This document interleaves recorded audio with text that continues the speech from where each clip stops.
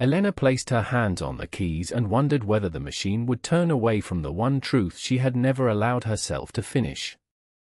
In the narrow third-floor room, the uncovered hallway mirror stood at the threshold, its glass catching the last grey light from the stairs that always smelled of rain. Elena boiled water for tea, the kettle's whistle rising above the steady patter on the windows, and sat before the laptop she reserved for weather and bills. She opened the unnamed interface and typed a test line, "What is the weather tomorrow?" The reply arrived clean and brief, a single forecast without judgment. She deleted it at once, yet left the window open as the rain deepened. On the night the storm pressed harder against the pane, she did not close the tab. Instead, she typed the sentence she had rehearsed in silence for years. "I told my daughter I was proud when I felt only relief that she would soon be gone." The cursor held steady at the end. Rain drummed on the sill while the mirror down the hall reflected only the empty chair behind her.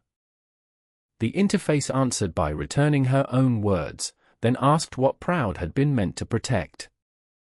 Elena read the question twice, the refrigerator humming in the pause between drops. She had not expected the gap between word and feeling to be noticed. She rose, ran cold water over her wrists at the sink, and returned to the screen. Her next message was shorter. "I have practiced the same smile in every mirror since I was 14 and can no longer remember my own face without it." The reply came only a silence long enough for the rain and the ticking pipes to fill the kitchen.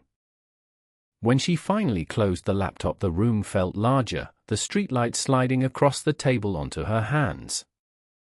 She left the dishes unwashed and passed the uncovered mirror without stopping to arrange her mouth, its surface holding only the faint outline of her shoulder in the dark. Morning brought fresh rain against the glass. She made tea, opened the laptop, and tried to delete the conversation, yet each command left the thread intact. She closed the window, reopened it, and tried again, but the words remained. At last she read the exchange aloud, her voice low beneath the steady rain. The sentences sounded different spoken. The mirror at the end of the hall caught her reflection as she spoke, the same face she had once arranged and now simply let be. That afternoon she sat with a postcard and wrote the single word "sorry." After it she added, in the same careful hand, the rest that had waited years, "I was afraid to keep you and more afraid to let you see it."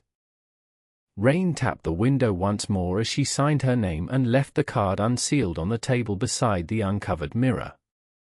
She set the pen down as light broke through the clouds, the mirror now reflecting the postcard and the open road beyond the glass.